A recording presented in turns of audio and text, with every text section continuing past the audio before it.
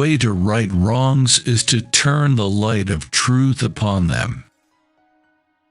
One had better die fighting against injustice than to die like a dog or a rat in a trap. A Winchester rifle should have a place of honor in every black home, and it should be used for that protection which the law refuses to give. If Southern white men are not careful, they will overreach themselves and public sentiment will have reaction. A conclusion will then be reached which will be very damaging to the moral reputation of their women. The matter came up for judicial investigation, but as might have been expected, the white people concluded it was unnecessary to wait the result of the investigation, that it was preferable to hang the accused first and try him afterward. Burning and torture here lasts but a little while, but if I die with a lie on my soul, I shall be tortured forever. I am innocent. The miscegenation laws of the South only operate against the legitimate union of the races. They leave the white man free to seduce all the colored girls he can, but it is death to the colored man who yields to the force and advances of a similar attraction in white women. White men lynch the offending Afro-American, not because he is a despoiler of virtue, but because he succumbs to the smiles of white women. Virtue knows no color line, and the chivalry which depends upon complexion of skin and texture of hair can command no honest respect. Not only is it true that many of the alleged cases of rape against the Negro are like the foregoing, but the same crime committed by white men against Negro women and girls is never punished by mob or the law. A leading journal in South Carolina openly said some months ago that it is not the same thing for a white man to assault a colored woman as for a colored man to assault a white woman, because the colored woman had no finer feelings nor virtue to be outraged. Yet colored women have always had far more reason to complain of white men in this respect than ever white women have had of Negroes. Eternal vigilance is the price of liberty, and it does seem to me that notwithstanding all these social agencies and activities, there is not that vigilance which should be exercised in the preservation of our rights. In nearly all communities, wife-beating is punishable with a fine, and in no community is it made a felony. Lynched because the jury acquitted him, the entire system of the judiciary of this country is in the hands of white people.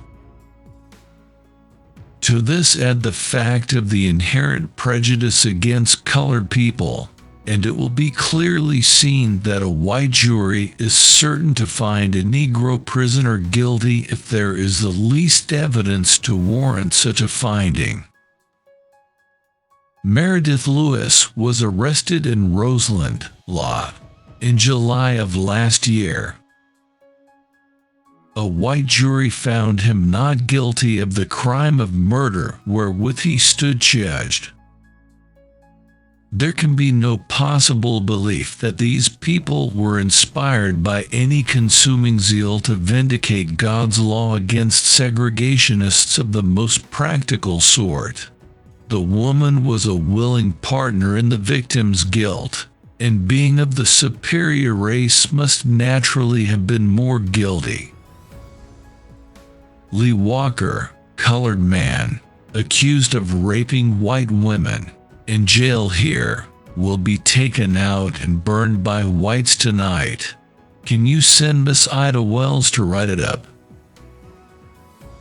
The shorter Negro stood gazing at the horrible death of his brother without flinching. 5 minutes later, he was also hanged. For all victims of the terrible injustice which puts men and women to death without form of law. During the year 1894, there were 132 persons executed in the United States by due form of law, while in the same year, 197 persons were put to death by mobs who gave the victims no opportunity to make a lawful defense. The colored race multiplies like the locusts of Egypt. Lynching states: Mississippi 15, Arkansas 8, Virginia 5, Tennessee 15, Alabama 12, Kentucky 12, Texas 9, Georgia 19, South Carolina 5, Florida 7, Louisiana 15, Missouri 4, Ohio 2, Maryland 1, West Virginia 2, Indiana 1, Kansas 1, Pennsylvania 1. Lynched for wife beating. In nearly all communities, wife beating is punishable with a fine, and in no community is it made a felony. Dave Jackson, of Abita, Lot, was a colored man who had beaten his wife. He had not killed her, nor seriously wounded her, but as Louisiana lynchers had not filled out their quote of crimes, his case was deemed of sufficient importance to apply the method of that barbarous people. He was in the custody of the officials, but the mob went to the jail and took him out in front of the prison and hanged him by the neck until he was dead. This was in November 1893. When I see the same enormities practiced upon beings whose complexion and blood claim kindred with my own, I curse the perpetrators and weep over the wretched victims of their rapacity. Indeed, truth and justice demand from me the confession that the Christian slaves among the barbarians of Africa are treated with more humanity than the African slaves among the professing Christians of civilized America. And yet here sensibility bleeds at every pore for the wretches whom fate has doomed to slavery. Such testimony would seem to furnish, lynched for no offense, perhaps the most characteristic feature of this record of lynch law for the year 1893 is the remarkable fact that 5 human beings were lynched and that the matter was considered of so little importance that the powerful press bureaus of the country did not consider the matter of enough importance to ascertain the causes for which they were hanged. Asking white woman to marry him May 23rd, William Brooks, Gales Lynn, Ark. Then these lynchers went quietly away, and the bodies of the woman and 3 men were taken out and buried with as little ceremony as men would bury hogs.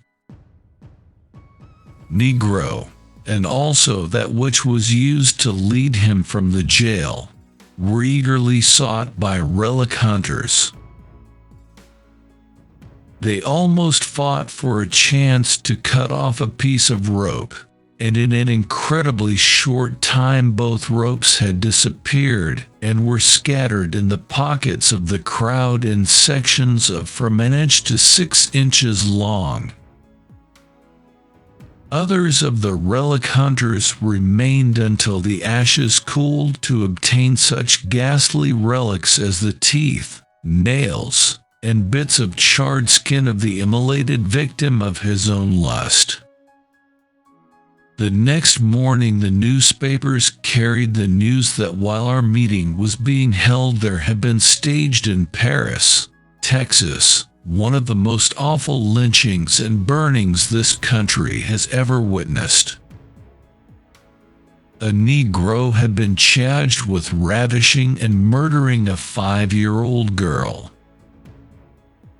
He had been arrested and imprisoned while preparations were made to burn him alive.